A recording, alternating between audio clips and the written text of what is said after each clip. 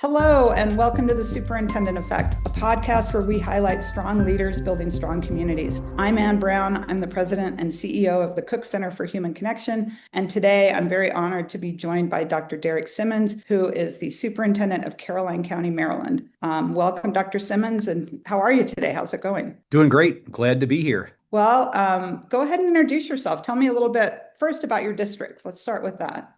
Certainly. We are a district of about 5,500 students. We have 9 schools and a tech center. It's 5 elementaries, 2 middle, 2 high. We are a rural district by Maryland standards. Now, nationally, we're pretty big, but by Maryland standards, we are a rural district. We're one of the smaller ones. Largely an ag-based district. Ag is the #1 industry in our district. And we also have higher rates of poverty, which tends to surprise a lot of people. Wow. Well, tell me about the ag, or what is most prevalent in your area. Crops and chicken. We are definitely a lot of poultry and a lot of corn, soybeans, sorghum, those kinds of things. Okay. All right. In my world, I don't think of Maryland that way. So that's really interesting to me. Yeah, that was a fascinating thing. We just had a group of students return from the National FFA conference, and that said that was probably the most fascinating thing for people to meet them from Maryland, from out west, and they're going, really? There's that much ag? I never thought about that in Maryland, and in Caroline County is kind of the anomaly there. Oh, wow. Well, that's fun. I grew up in an ag family. We were cattle and sheep ranchers. So I have a huge appreciation for the work that goes into bringing food to our nation. So thank you for being one of those counties and for educating those kids. Certainly. So tell me about you and your path to the superintendency. Certainly. So I'm in my 25th year in education, all in Caroline County. Started out as a history teacher at Colonel Richardson High School. I did not plan to go into education. My mom tells a story about how when probably kindergarten, first grade-ish, said I wanted to be a teacher. But by the time I got to college, I didn't think I was going to go that route. I got a history degree. I figured I would do the ed certificate because with a history degree, who knows what will happen. Ended up with a teaching opportunity. I was a mid-year graduate. And I fell in love with the school, with the community, and really fell in love with teaching. I had an incredible principal when I started who saw something in me that I did not see. And I remember distinctly, she was like, "You're getting your master's in admin, right?" I was like, "No, Christine, Dr. Christine Handy." I was third year teacher, like we're talking young. And she's going, "Well, you're going to start it and you're going to get it." And then we had an AP opening at our school. And she told me the story later. She told the superintendent at the time, I don't know as the current superintendent how I would take that, but she told the current superintendent at the time, "Well, when it's open, you can tell me who I have to interview, but that's who I want," which was incredible. I had no idea. Christine selected me as the AP, and I had the opportunity to be an assistant principal and principal in that building, and then moved to the district office. I learned early, if you open your mouth, identify a problem and a possible solution, you very well might be put in the position to make that solution happen. As a high school principal, I noticed the challenges that you would see in high school, and a lot of those things connected a lot to behavioral health and other opportunities. As a high school principal, you're kind of catching it at the end, and we did not have some systemic things in place. So I opened my mouth and they were like, "Hey, you know what we could use? A director of student services." We didn't have one. So we created the position and I fell into that role with the experience of just being a high school principal. I don't want to say just, but did not have the counseling background in those things. But I had a great team and we built some fantastic processes and systems in place, and then moved into the superintendency when the superintendency opened in our district late in a school year. And the board asked me to step in as an interim. And I've been in that position ever since and going on a little over 5 years now. Wow. Well, congratulations. I mean, Thank you. I think it's so important that people understand, like, superintendents don't just wake up one day and say, "I want to be a school superintendent." Almost always the story is about noticing talent and then helping to foster that talent and then having you be willing to take on these new and bigger roles. And that's just, I guess that's the moral of it, right? Superintendents are grown, they're not built. Couldn't agree more. Yeah. And I love how you've been in the same district. That's rare too, to have spent that much time. Did you grow up there? I grew up in the district that neighbors us. It's interesting, really a tale of two different stories in terms of how those districts reside today. It's a wonderful place, but an opening came in Caroline, and that's how I ended up here as opposed to the neighboring district where I grew up. Yeah. Wow. Well, you were mentioning behavioral health. So you've been part of behavioral health for a long time, not just since the pandemic, but it's been on your mind for a number of years.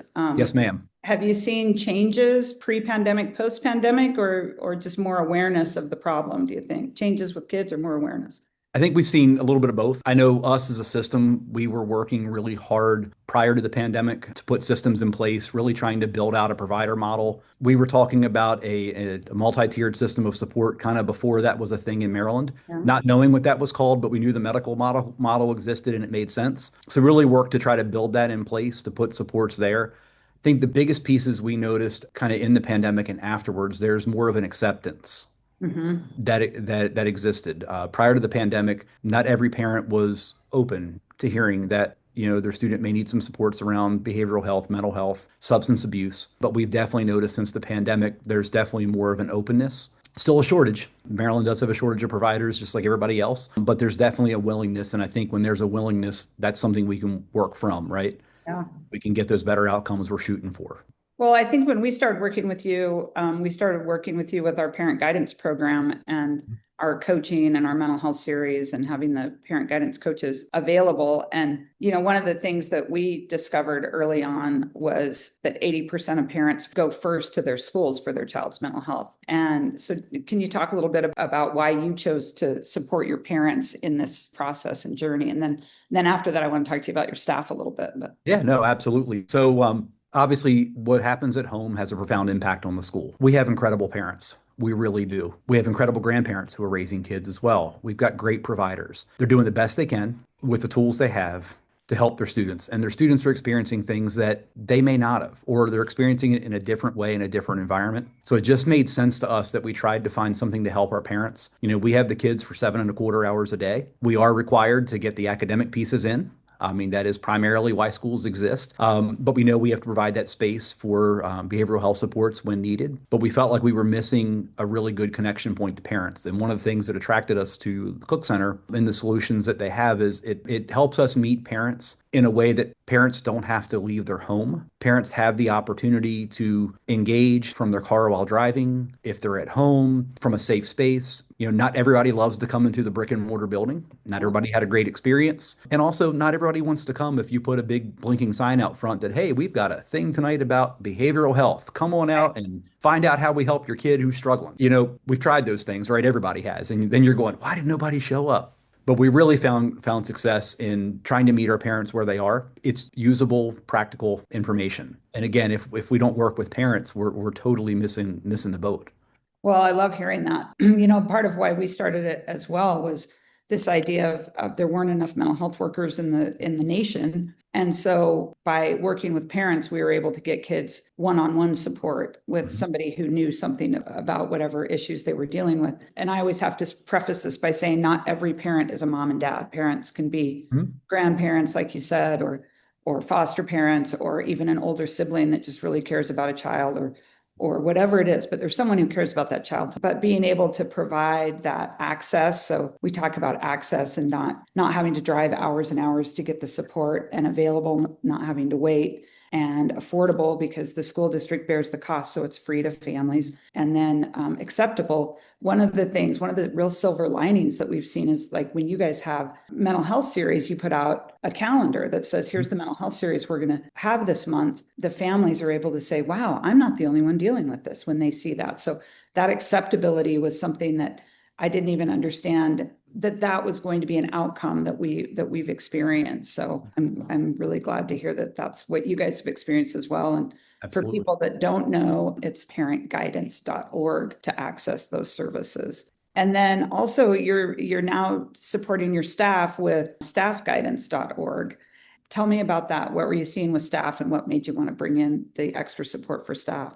So I will say staff are no different than everybody else. They're no different than our parents, no different than our community. All of us have a lot of demands on us. We've definitely heard from our employees that wellness matters. We do an engagement survey with our staff every year. Wellness is one of those things that we try to keep a pulse on. Our staff have talked about the need to find a better work-life balance. COVID really opened our eyes to that. And in educators, that is a unique challenge. The old adage back in the day was, well, you knew what you were getting into. Weekends, nights, everything, you're grading papers, you're planning. I get that, but should it really be that way? We do need to find a better life balance. So again, it's looking to be able to provide supports to staff because the other thing is we all struggle at times with things. Everybody has. We've Everybody. all struggled. We've all gone to Google and looked things up and you hope you have a credible source. We've all worked through that. So having another tool in the toolbox is really helpful to make that available for our employees. Yeah. Have you heard from any of your employees, any scenarios with it? I've had a few reach out who have looked it up and appreciated some of the guidance and some strategies that they're working to implement for some things they were kind of working through and processing through. I think that helps. But again, it's nice to hear some kind of digging into. This is that season of the year also where we know people kind of run into more challenges during Yeah. between the holidays and during the winter months. So I think this is a time of year also it's great to have that support. Yeah, that's great. I know that one of your goals for the year was to deepen communication with your staff and your community. What are some of the ways that you're doing that this year?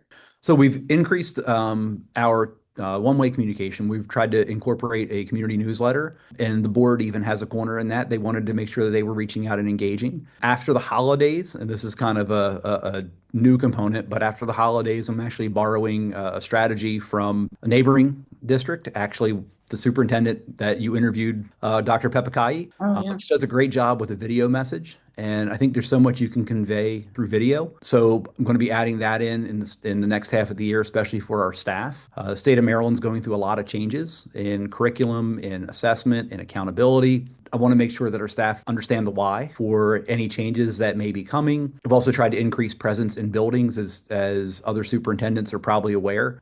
We all start with great intentions of I'm going to be in the buildings frequently, I'm going to be there often, Yeah. and then life happens. One thing I've learned, the longer you are in this seat, the more you get asked to serve on things at the state level or Yes. the regional level, which is wonderful for supporting and growing and getting your message out more for needs, but it does pull you away from your home base more.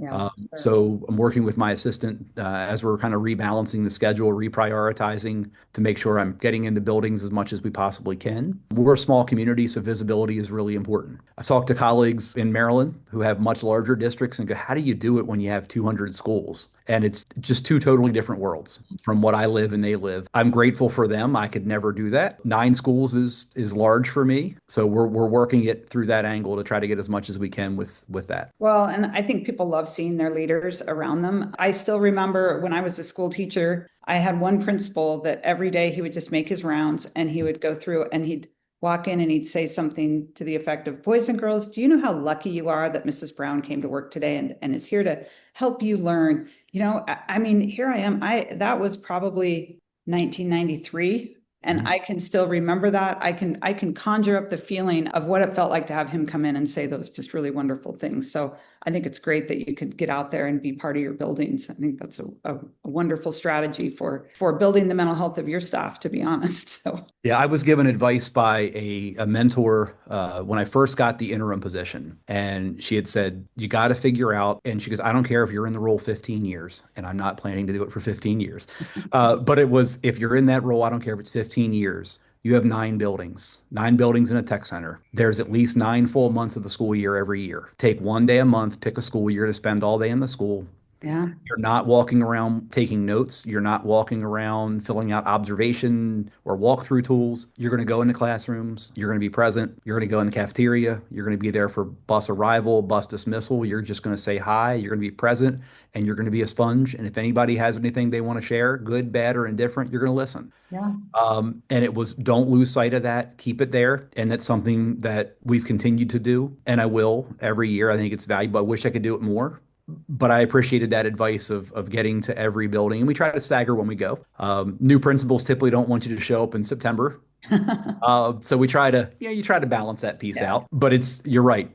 Nothing beats visibility. No, that's a wonderful strategy. And I love the once a month, a full day. That's amazing Yeah. to get to have that kind of time. Tell me about some other just really cool things in your district. What's happening? Okay. So, pretty excited with the work that we've been able to accomplish. So, in 4.5 years, 5 years of being in this seat, it's neat to be able to look back and see trends coming out of the pandemic. Yeah. As a district, we've had one of the fastest rates of increase in our reading scores and our math scores, which is exciting. We're not where we want to be, but compared to the state, we've had good steady gains over those years, which makes us feel really good.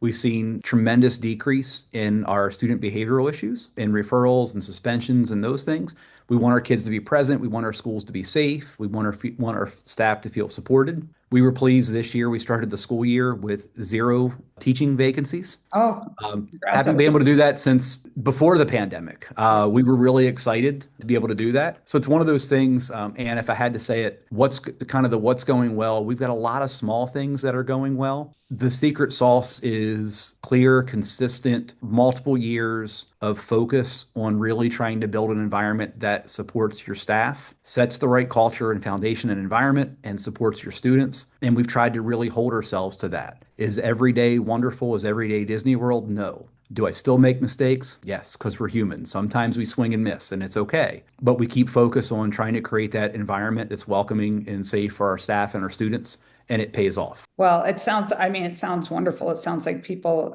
when you can start your school with all of your vacancies filled, that really speaks to the reputation of your district too, because people are wanting to be there and wanting to work for you and work for Caroline County. So that's amazing. What's something fun that people don't know about you? It's an interesting question. Having been here 25 years, it's hard to think of something new. I'd say probably a fun thing and a probably more of a sets my why.